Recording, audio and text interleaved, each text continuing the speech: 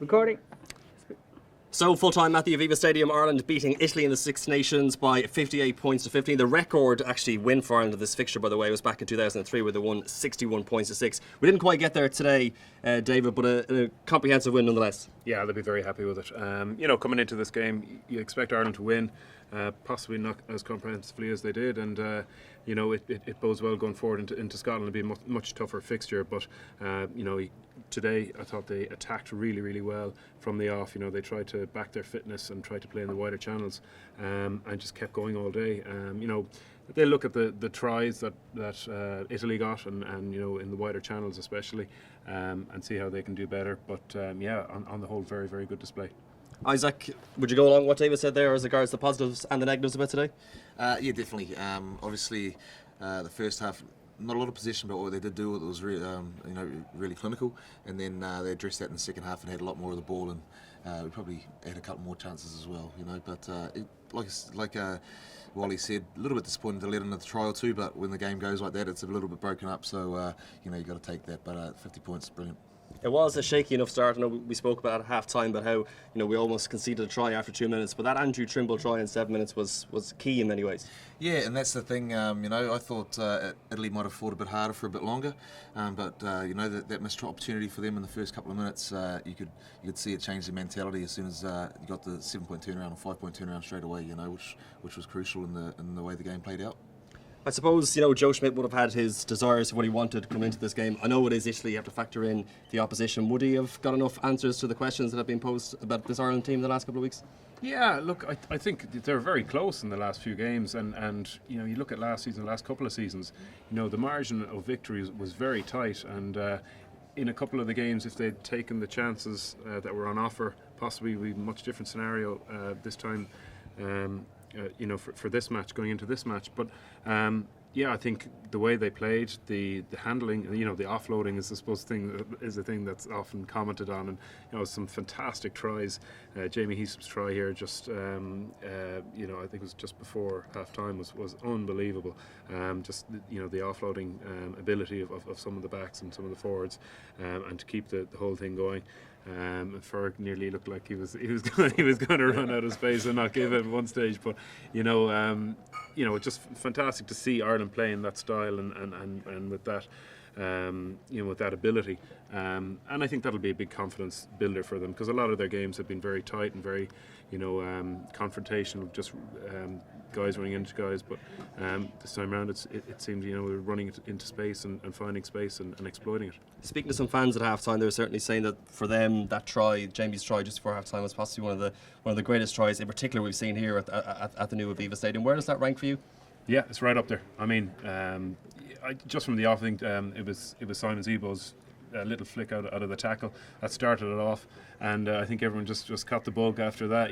Some fantastic offloads and just keeping that ball alive, guys running onto it, guys working hard to get into a good position and come onto it at pace, and Italy, we're just blown away by it, I think, and just the pace as well from the off that they started it.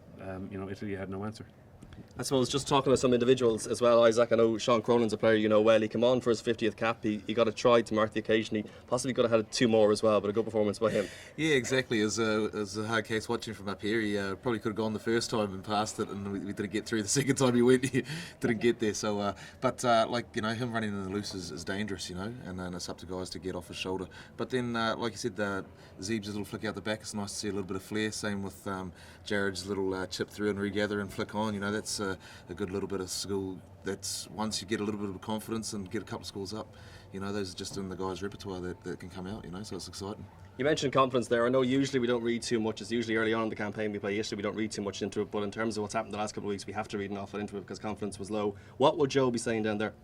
Yeah, well, I don't know whether confidence was low. Obviously, the results had swung against us, but I don't think there was any lack of confidence from the guys in general, So, and I think that was expressed out there today. It's not like a team that was lacking in confidence at all. It's just obviously things went our way today, and it was good. And they were clinical. Obviously, when the game was won in the second half, Joe got a chance to work the bench. What about the younger players that come on? Yeah, some great performances like we saw against England as well. Some of the young guys getting their chances, and Ulton Delan, making some good breaks again. Some big hits around the park as well. So he's not just one trick pony. He's able to put in the physical confrontation as well, that side of his game. So brilliant to see that the bench being able to be emptied at an early stage too, and given those guys and Finlay Bellum coming on as well, and a possible tight head there and a loose head in the making. You alluded to earlier on the fact that things just didn't click in some of the previous matches. What kind of shape are we in now ahead of that final game back here at the Aviva Stadium against Scotland? Yeah, I mean it's hard to get, I suppose, too excited. I think that the game that was played today was a very loose and open game. It's going to be a high scoring game, and it's going to be a different game against Scotland. So it'll be a little bit of recalibrating the expectations. Take what we can from today. Really, really good rugby. Really, really happy with the overall scoreboard and style.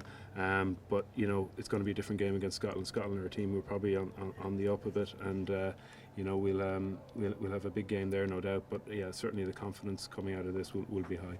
Isaac, we can't let you go without talking about Leinster just for a few minutes, because I suppose while it's been disappointing Six Nations for Ireland, that's been kind of mirrored with the provinces, and it hasn't been good in particular, should I say, in Europe as opposed to domestically. How are things at Leinster? Oh, yeah, obviously Europe was a little bit of a disappointment. It obviously come at a tough time with so many guys out involved with the World Cup and straight into Europe afterwards. New coaching system for us and things like that. But we've progressed strongly through. A lot of young guys coming through now.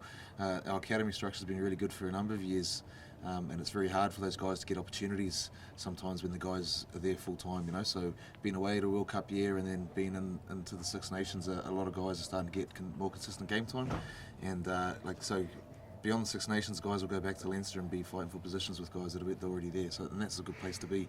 And I think we've got a couple of big games coming up. So hopefully we've got a good run towards the end of the season for Leinster anyway. And all the Irish teams meet each other. We could be knocking each other out of contention and stuff like that, which is, from an Irish point of view, it's not a good thing, but there's a few other teams that we've got to knock out as well, like the Glasgows and things like that. So it'll be interesting finish to the league. Is it too much of a stretch to say that even the Irish provinces, and in particular from your point of view at Leinster, you can feed off days like today? Oh yeah, definitely. Because we're all like training every day with these guys and stuff like that. So we watch these days with a big bit of interest. Guys want to be there as well. And when they come back to us as a Leinster squad, they add a bit of enthusiasm as well when they come off a high, and we're there to pick them up if it hasn't gone too well. So we'll feed off this and Irish rugby in general, and look forward to next week first of all. Well, good to see all four Irish provinces. We have to mention Connacht as well involved, as we said there at the business end. Yeah, exactly. They're one of the form teams this year, and rightly we're seeing more guys coming into the Irish setup too. But yeah, it makes it harder. I suppose another Irish team up there, another team performing in the Pro 12, like the Munster. It's getting more and more competitive. It's great to see that the Pro 12 is so competitive, and probably the most it's been in many number of years. Obviously, qualification for Europe is the big goal there for a lot of teams, and it's making it all the harder. But yeah, Munster, 5th place, so it's still in a good position for qualification, and hopefully, if a few victories go away now, we'll be in contention for top 4 as well. Good stuff. So the lads here are happy with the win. What about the fans that are here as well? Happy enough to see Ireland get the win? Of course. Come on, I'm patriotic. I'm only raging that James didn't get a chance to tug out today and get on the pitch. I would have loved to see nothing more than you with the ball, making a break up the wing, and then these big Italians come straight for you. I mean, I would probably enjoy it. I have to say, I was actually out there. I disappeared for a while. You just didn't notice too many of them. I was out there. I actually won the whole thing. I did. Yeah, I did. It was very subtle. I didn't want to take credit for anything, so I'd let them have their moment. But it wasn't. I did. Yeah, so you're welcome. Well, from James and everybody else here at the Aviva Fan Studio, Ireland have got a comprehensive win over Italy. We'll talk to you next week when Scotland come to town. Goodbye for now.